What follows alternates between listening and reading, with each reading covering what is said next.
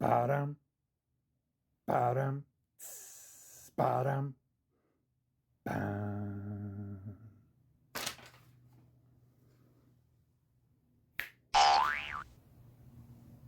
Hi. Got a lot to tell you about today. We're making progress here. We're making progress. 2 videos ago, I told you how I needed to get the motor coupler welded.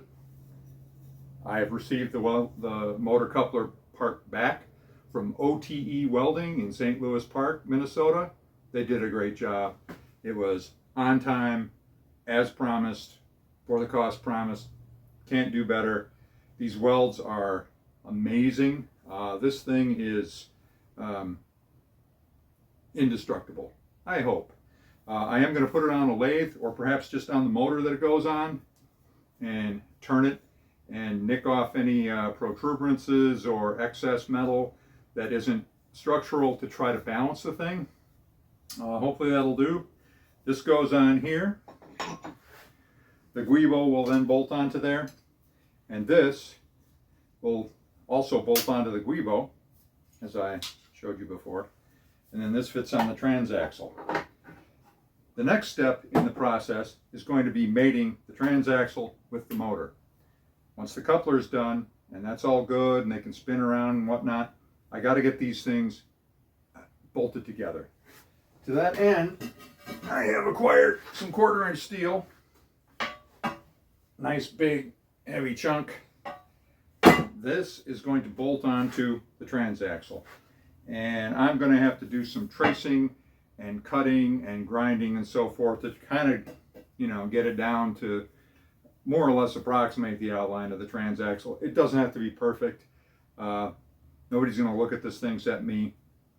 The point is that this is a big enough piece to cover the void and provide structural foundation.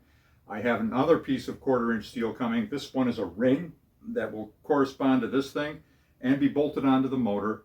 And then at that point, all I have left to do is get standoffs of the appropriate size. I'm thinking black pipe.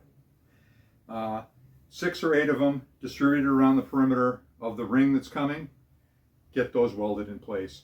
And then I have a motor mount assembly. I'm thinking if I slot the screws that are on this, I will actually be able to move the motor in relation to the center axis of the drive shaft, and that should allow me to align it properly.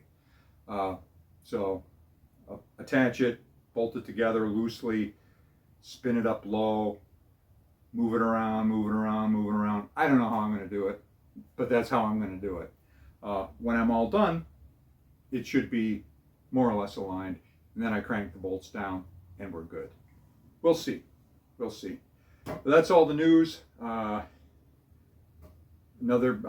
do some more videos later when I get some of this work actually done.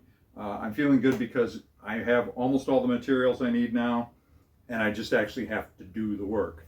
But when you don't know how you're going to do it, you don't know how it's designed, you don't know where you're going to get the parts, reasonably priced, etc., it seems kind of daunting.